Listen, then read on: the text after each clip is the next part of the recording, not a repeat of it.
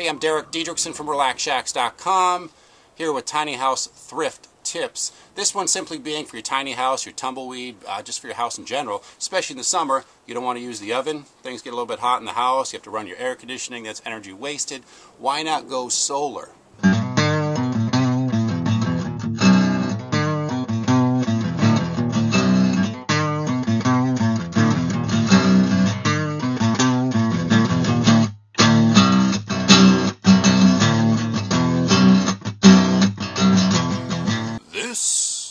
This is your brain.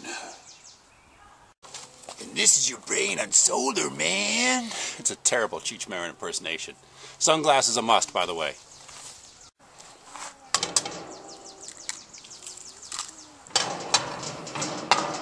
Now watch this. Look at that. It's turning white already. It's a beautiful thing. It's a good thing. And boom goes the dynamite. About 15-20 seconds. Eggs pretty much close to cooked. I am impressed.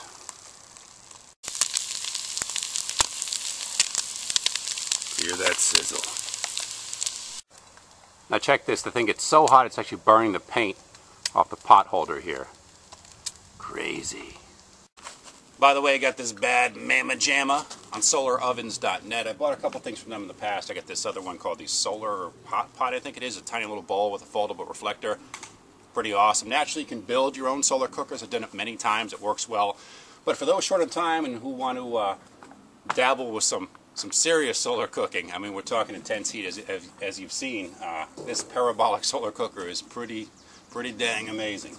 Very impressed. All right, let's get freaky for just a sec. See what happens.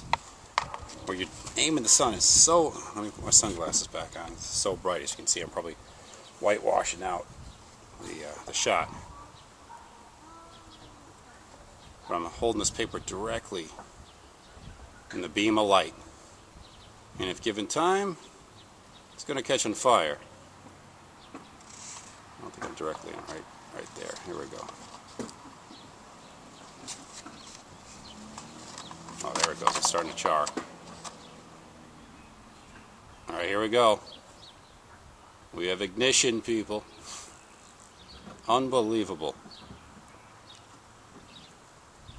That's why when using a solar cooker that's this powerful, don't aim the thing when you're not, watching it at some, a dry hay bale that happens to be in your yard.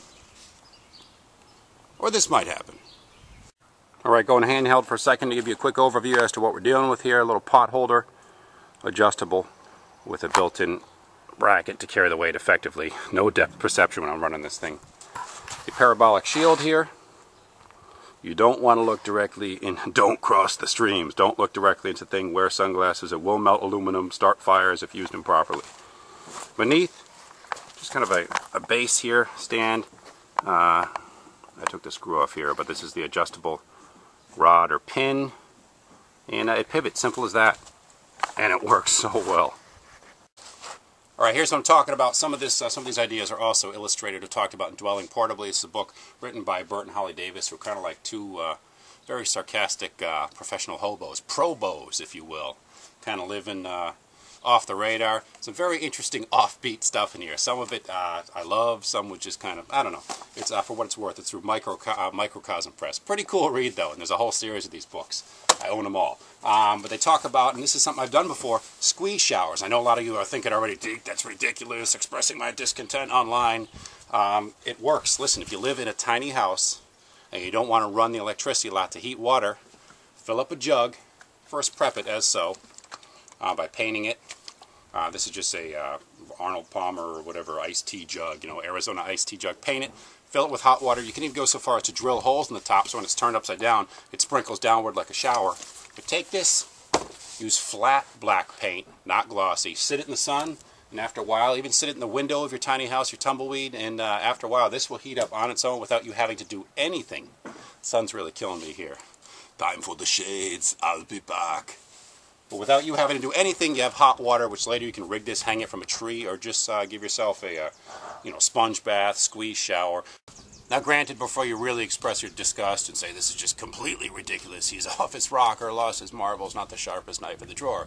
While that may be true, let me explain myself. You could simply do this with a larger tank, 55-gallon drum, one of those recycled plastic drums that you paint, clean out. You could use a 5-gallon office water cooler jug, which I've done before, using a couple of just rubber fittings from Home Depot. It works very well for an outdoor shower, and it's free. You're saving electricity, potentially propane, and time. Just fill this baby up, sit it down, leave it, and forget about it. It's just like making iced tea, same theory. But you probably wouldn't want to shower with brewed iced tea. That'd be kind of nasty. Unless you're going for the dreadlocks look. Again, I'm Derek Diedrichson for RelaxShacks.com and the Tumbleweed Tiny House Company. Thanks for joining me, and I will see you next time.